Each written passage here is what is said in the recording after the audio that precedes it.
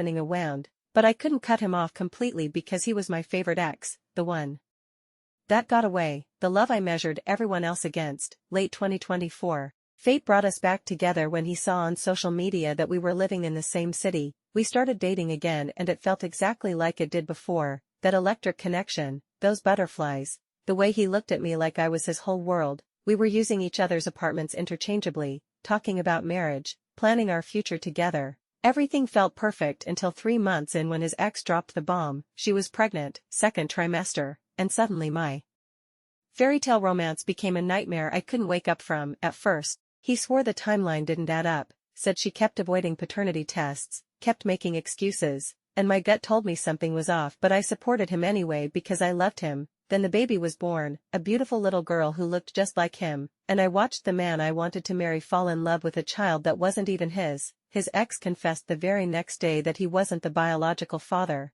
that she'd lied to everyone because the real father was abusive, dangerous, someone she needed to protect herself and her baby from. Instead of walking away like any sane person would, he decided to sign the birth certificate anyway, become this child's legal father, co-parent with his lying ex who had manipulated him for months. I tried to be supportive, told myself that blood doesn't make family, that I could love this little girl too, but watching him choose them over and over again was slowly killing me. He spent every free moment at her house because our apartment complex didn't allow children, came home exhausted, fell asleep in my arms smelling like another woman's perfume and baby powder. The breaking point came when I asked for just 1 day a week, one measly day for us to be together as a couple, and we managed it for 4 weeks before his ex called crying, screaming that we were selfish, that she didn't get a day to shirk her responsibilities, and just like that, he chose her tears over my needs. That night, I realized I was dating a ghost, living with someone who was physically present but emotionally unavailable.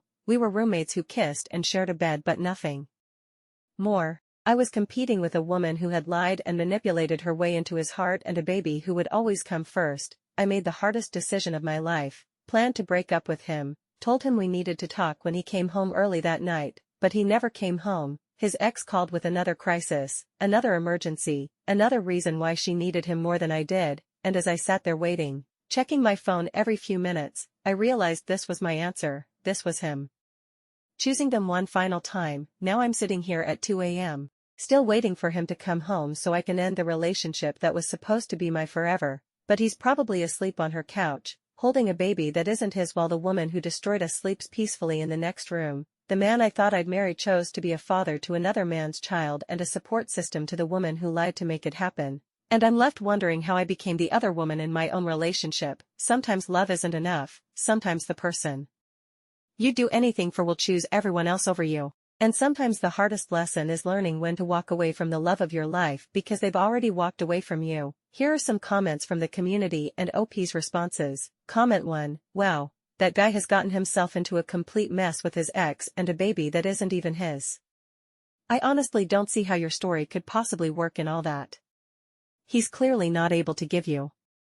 OP's response, it all sounds so insane when I read it typed out. It feels insane to live it, but reading it is so much weirder.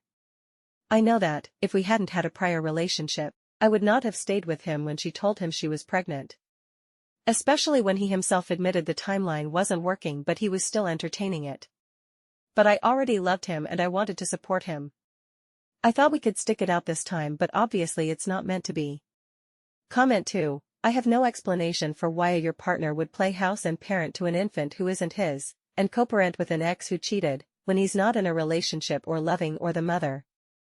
OP's response, so I had typed out a whole paragraph of why I don't think she cheated. She just conceived the baby shortly after the breakup, and then I realized that's TMI and you don't want to read all that.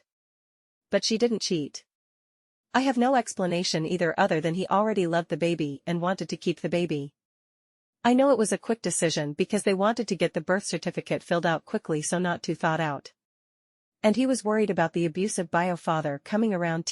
Comment 3, thing is, the guy from the past no longer exists. It will never be like it used to be. That is no longer possible. This is the guy he is now, a baby daddy, in an insane situation. This is the reality. OP's response, you're completely right.